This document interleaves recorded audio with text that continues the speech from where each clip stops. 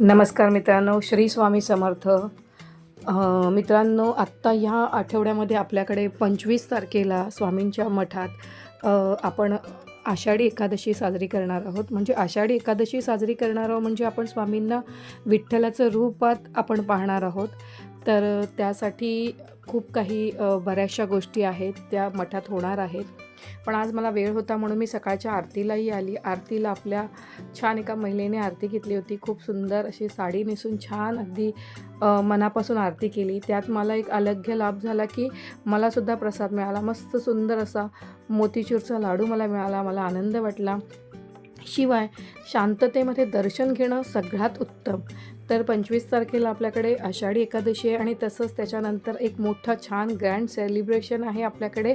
गुरूंच्या पादुकांचं स्पर्श करायचा वेळ म्हणजे आपल्या गुरूंबद्दलची आपल्याला असणारी ओढ, आत्मीयता, प्रेम दाखवण्याचा दिवस म्हणजेच मित्रांनो गुरुपौर्णिमा म्हणजेच आषाढ पौर्णिमा ही यावेळी बुधवारी आली 29 तारखेला. आणि त्या दिवशी गुरुपौर्णिमेच्या दिवशी आपला मठ पूर्ण दिवस स्वामींच्या दर्शनासाठी खुले असणार आहेत. तर त्यामुळे आपल्याला छानपैकी स्वामींचं दर्शन घेता येईल, मनोभावे स्वामींशी गुजगोष्टी करता येईल.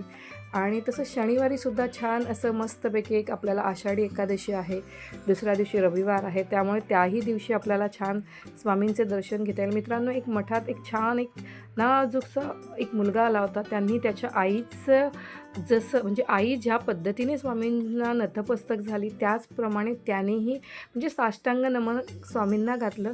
मित्रांनो, ही आपली जी संस्कृती आहे की खरोखर आपण किती आत्मीयतेने, प्रेमाने आपल्या देवांना आळवतो, त्यांचं दर्शन घेतो, त्यांच्यावर प्रेम आपण दाखवतो. आणि मित्रांनो, आत्ता सेलिब्रेशन म्हणजे 2 दिवस महत्त्वाचे आहेत. त्याच्यामुळे आज वेळ असल्यामुळे आज स्वामींच्या मठाला जे आपलं खूप आपण प्राऊड फील करतो, ज्यावर की आपलं मठ स्वामींचं शेणाने, गाईच्या शेणाने सारवलं जातं, त्या पद्धतीने सारवण्यासाठी आपले एक सेवेकरी आलेले आहेत. तर आता सगळ्यांचं दर्शन आपण तुर्तास बंद केलेलं आहे. आणि कारण काय होतं, म्हणजे ते सारवत असताना जर दर्शनासाठी आपण मठ उघडा ठेवला तर काय होतं, भाविकांच्याच पायाने ती तेवढी जमिनीतील लावलेलं शेण आहे ना ते निघून जातं. बऱ्याच वेळा ह्या माती, जी ओली माती आहे, म्हणजे आता पावसाळा असल्यामुळे ओली माती आहे, तर त्या ओल्या मातीचे म्हणजे आपले स्वतःचे ओले पाय त्या मातीला लागल्यावर माती आपोआप त्या जमिनीपासून निघून जाते. तर त्याच्यामुळे आपण त्या कारणास्तव आपण दर्शन बंद करतो. बऱ्याच भाविकांना कळत नाही की हा गेला, तो गेला, त्याला दर्शन दिलं, ह्याला दर्शन. असं काही नसतं मित्रांनो, की आपल्याला सुशोभितपणा मठामध्ये राखायचा असतो आणि आपल्यालासुद्धा त्या शेणाचा सुवास घ्यायचा असतो.